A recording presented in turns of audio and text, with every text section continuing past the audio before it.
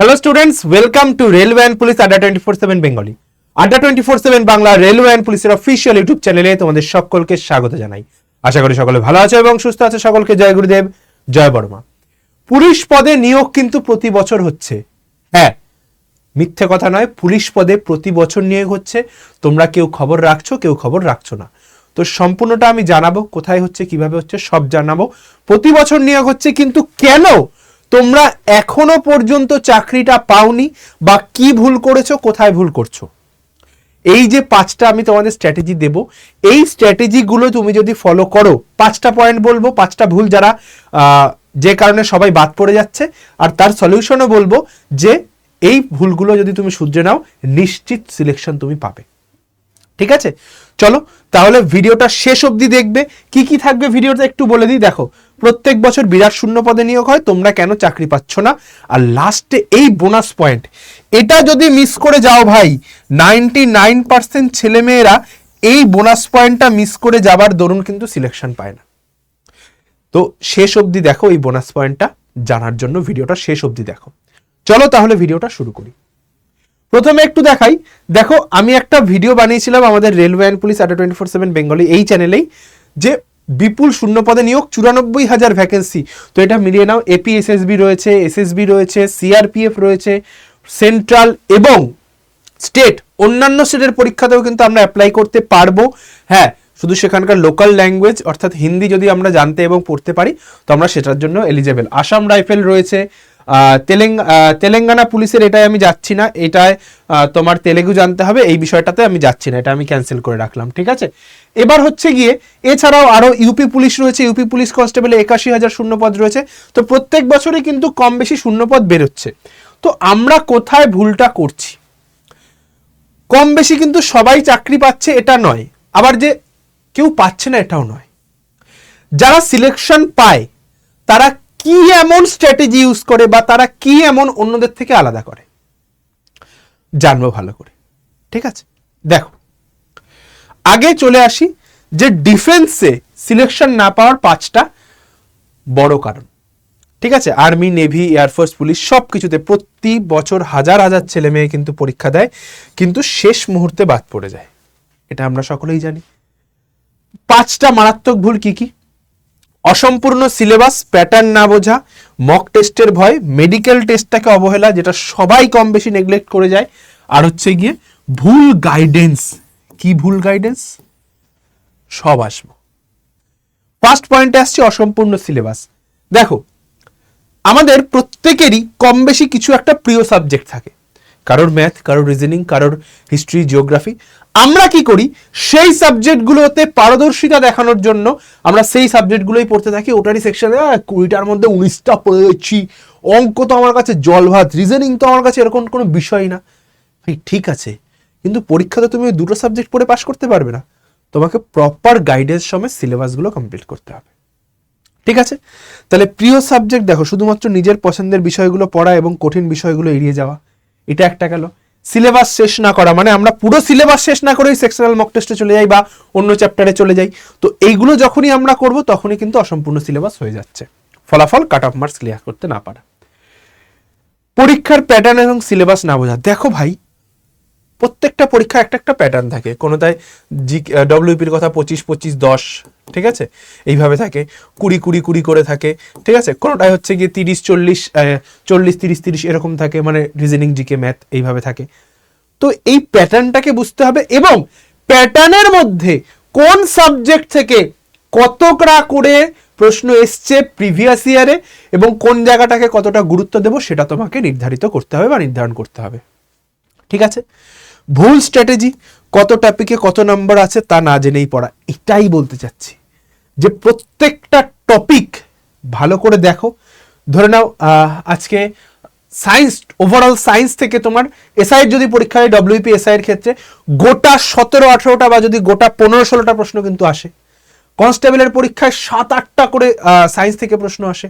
তো ওই জায়গাগুলো বাঁচতে হবে যে সায়েন্সের কোন জায়গা থেকে আসছে। এটাই নেগেটিভ মার্কিং। ঠিক আছে, অনেকে ভাবে যে সব করে দিয়ে চলে আসবো, যারা প্রথম পরীক্ষা দেয় সব পারবো সব, ওটা করতে গিয়েই ওভার কনফিডেন্সে ভুল হয়ে যায়। ফলাফল কি হয়? বেশি সময় নষ্ট এবং পরীক্ষায় সময়ের অভাব, মানে টাইমে শেষ করতে পারি না।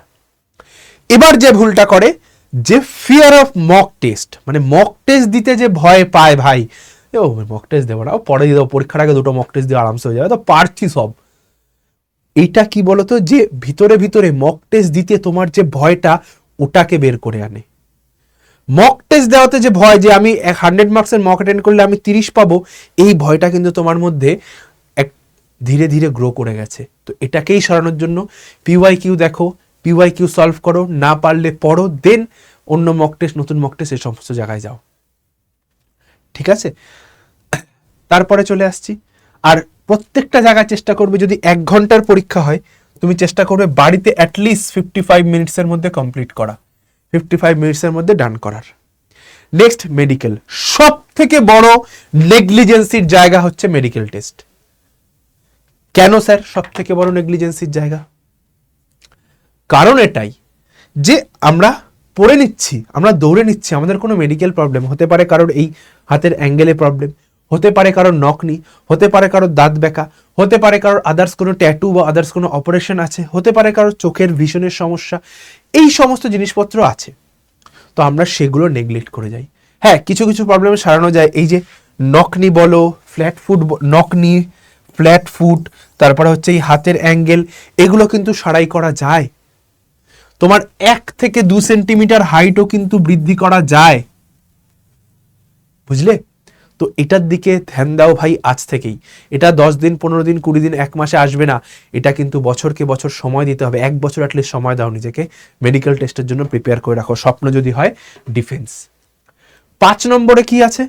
5 নম্বরে আছে সঠিক গাইডেন্সের অভাব।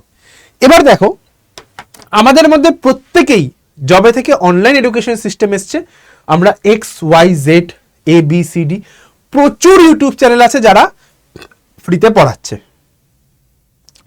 এবার আমরা কি করি? আজকে ওখান থেকে 5টা ক্লাস দেখছি, কালকে ওখান থেকে 10টা ক্লাস দেখছি, পরশু ওখান থেকে এটা দেখছি, বিভিন্ন জায়গায় আমরা ক্লাস দেখছি। ভাই এটাই ভুল। তুমি দেখবে প্রত্যেকের পড়ানোর ধরন কিন্তু আলাদা হয়, এবং প্রত্যেকে যখন পড়াচ্ছে তার গাইডেন্সটাও আলাদা হয়। আমি তোমাকে একটা জিনিস বলছি ভাই, 2 রকম মানুষ হয় তোমার জীবনে, তোমার পড়াশোনার, তোমার সিলেকশনের পথে 2 রকম লোক আসবে।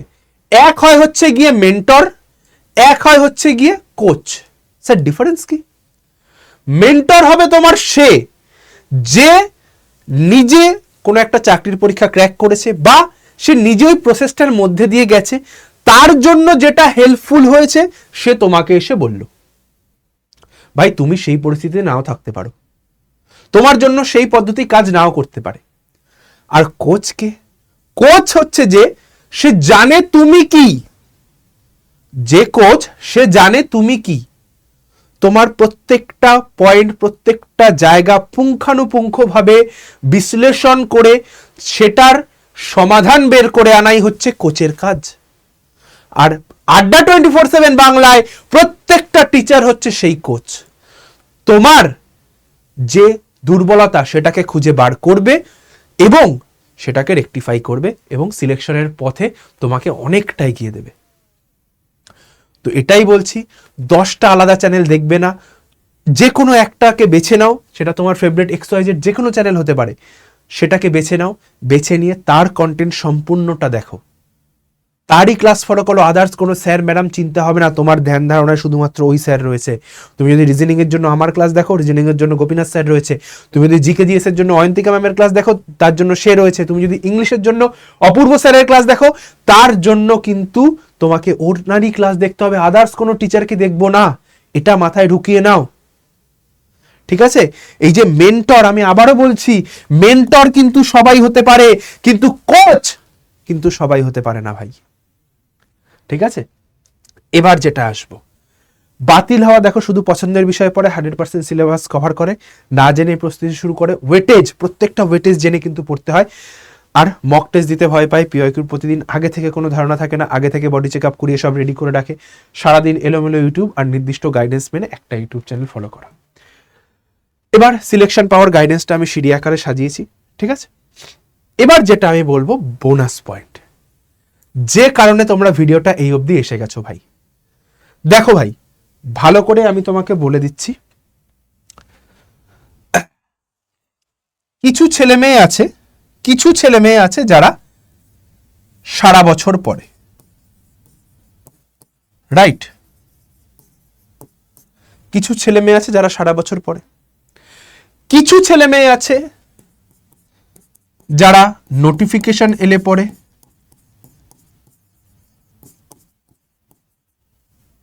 ঠিক?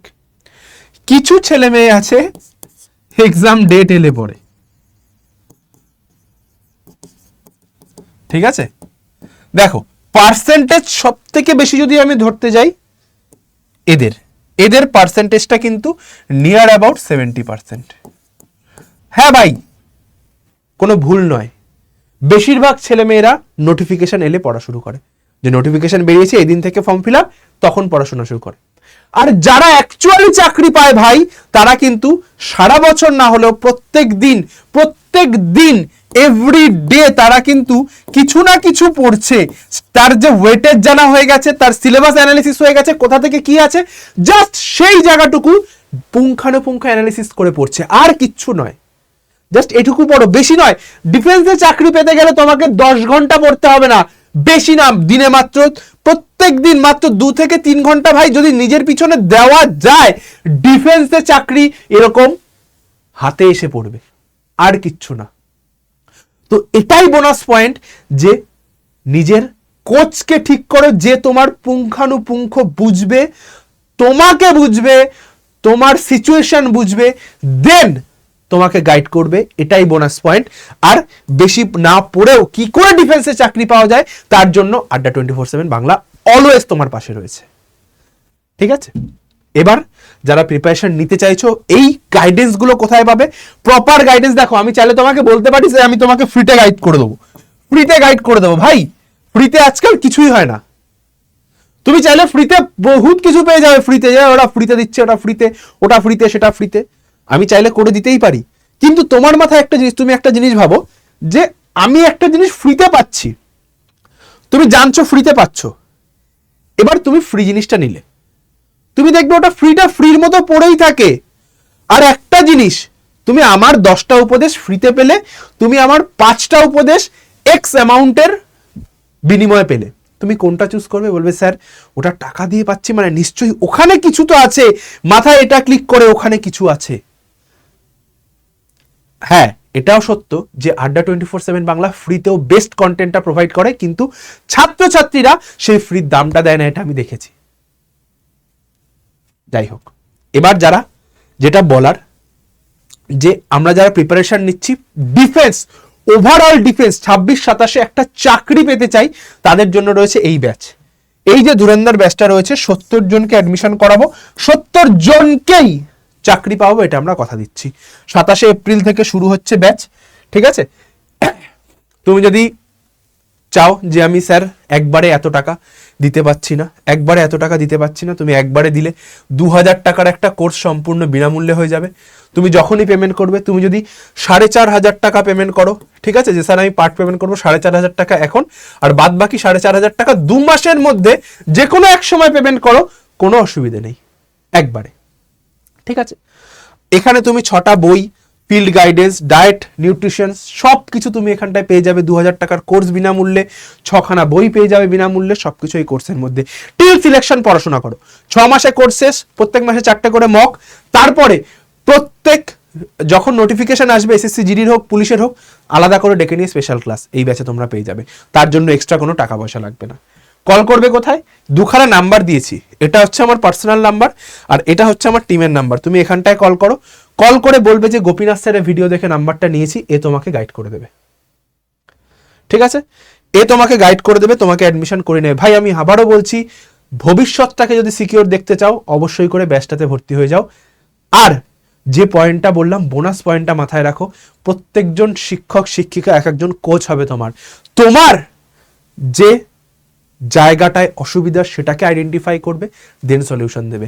এলাবেলাভাবে সলিউশন হবে না, ঠিক আছে? ও এটা কর, ওটা কর, চাকরি হয়ে যাবে, এটা কর, ওটা কর, এটা করলে এটা করলে এটা হবে, সেটা করলে সেটা হবে, সেটা করলে সেটা, এরকম ভাবে হয় না। কথা শুনতে হয় প্রত্যেকটা স্টুডেন্টের। আর আমরা রয়েছি তোমাদের প্রত্যেকের কথা শোনার জন্য। চলো ভিডিওটা আর বেশি বড় করব না, এখানটায় ভিডিওটা শেষ করব। যদি ভিডিওটা ভালো লেগে থাকে অবশ্যই করে চ্যানেলটা দেখো ভাই, সাবস্ক্রাইব করলে টাকা পয়সা লাগবে না, তুমি সাবস্ক্রাইব করে রাখো। সাবস্ক্রাইব করার পর জাস্ট তুমি আমাদের চ্যানেলটা 1 থেকে 1.5 মাস চ্যানেলটা ফলো করো, তুমি বুঝতে পারবে চ্যানেলে কি লেভেলের কোয়ালিটি কন্টেন্ট আসে।